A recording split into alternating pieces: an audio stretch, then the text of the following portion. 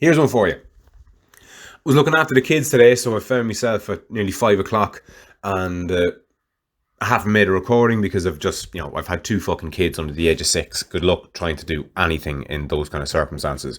Herself was away at work, and yeah, so I was left holding the fort. Anyway, didn't get a podcast done, and I'm sitting down here now going, fuck, what am I going to do this on? And before I did, I went through some recordings that I'd made. So I have I don't know if it's called a dictaphone or a voice recorder, same difference, on my phone, and I recommend you get one if you don't have one already installed on your phone. And the idea is that you're only ever a button press away from recording your thoughts. Now, you may not need this might be surplus to requirements, but I certainly need it because I have a terrible habit of not being able to keep up with myself. I don't know if that makes me really smart or really stupid. I'm so smart, I can't keep up with my own thoughts. I'm so I'm so stupid, I can't even keep up with my own thoughts. It's a strange one, but I find making the voice recordings, it's fantastic, because I have voice recordings that I've made years ago.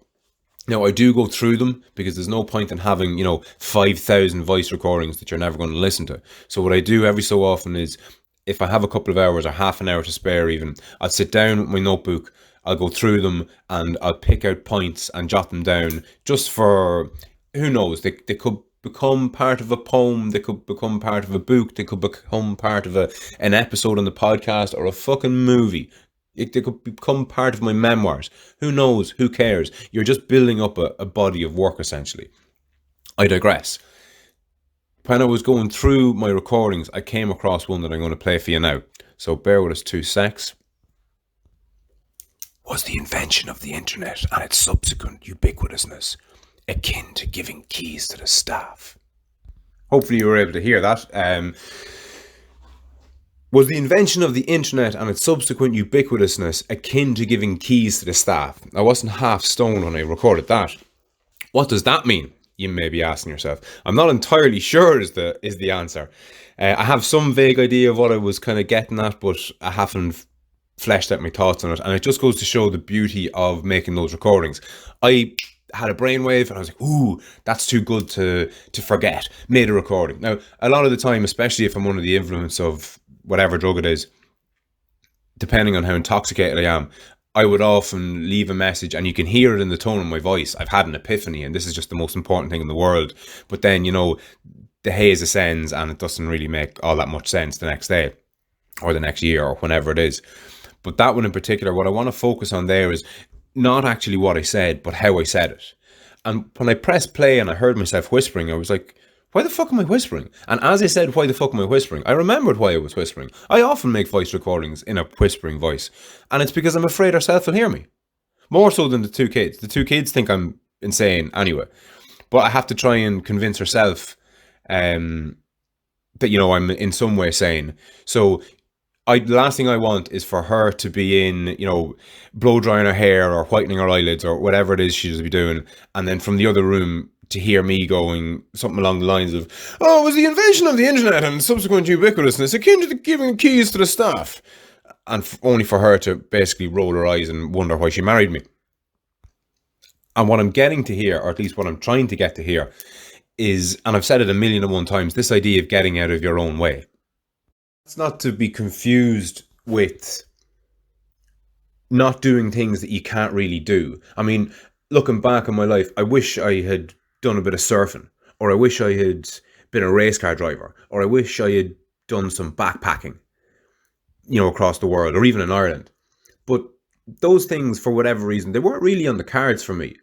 And a lot of things aren't going to be on your cards and other people's cards because of social reasons, economic reasons, political reasons, maybe fucking geographical reasons. I mean, I haven't done it in a while now, but there was a period there where I was regularly swimming in lakes around the country through all kinds of seasons.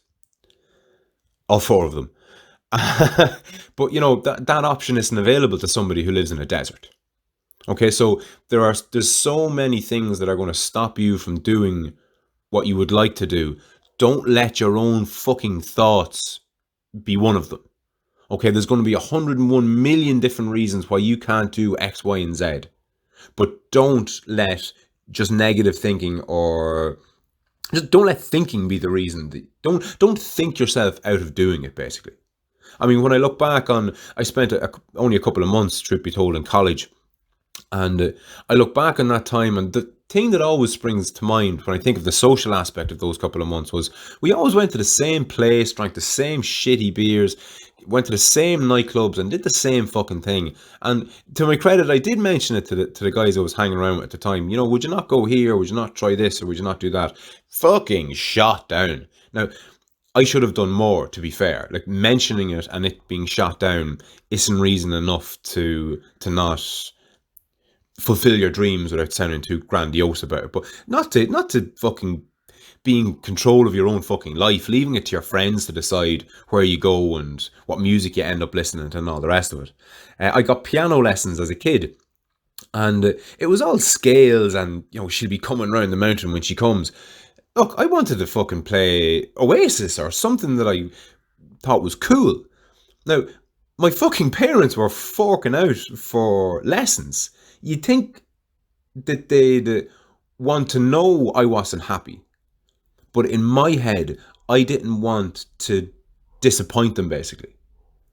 Now, they would have been only too happy to continue spending the same amount of money on something that I actually enjoyed, because they would have had the foresight to know I wasn't going to stick out something that I wasn't enjoying.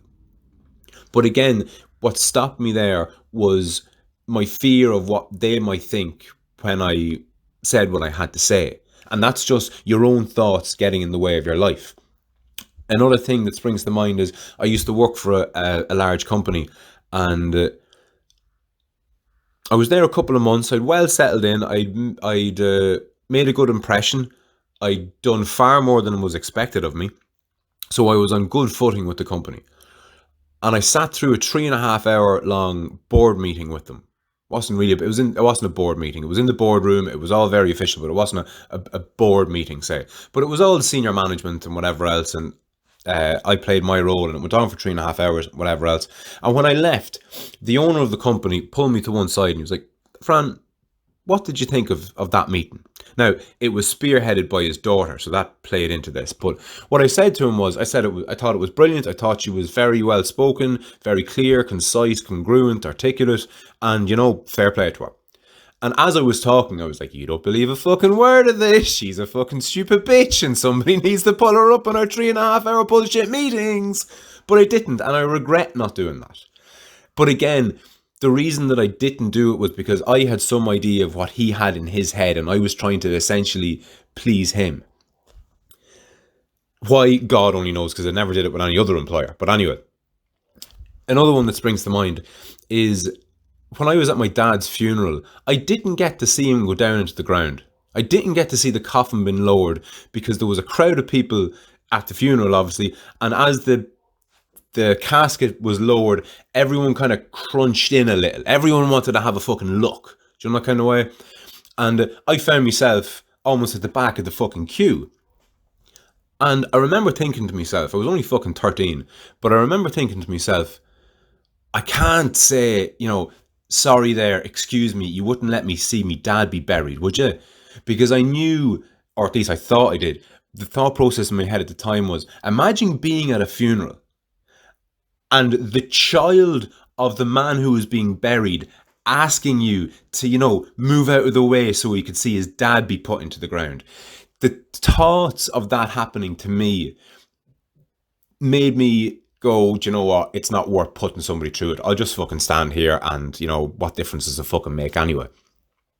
But again, what's common amongst all these examples is I had some idea of what, or I thought I had some idea of what was in other people's heads, and I was trying to make, I don't know, I was trying to appease them, or I thought maybe their position in the world or in life was more important than mine, or I essentially just let thinking get in the way of what I wanted.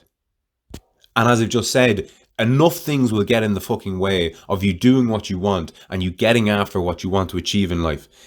Things that you fucking can't do anything about. Maybe it's bad health. Maybe it's bad weather. God knows what it could be. But there's going to be enough hurdles in your life without you putting further hurdles in front of you for no other reason other than your self-sabotaging, essentially.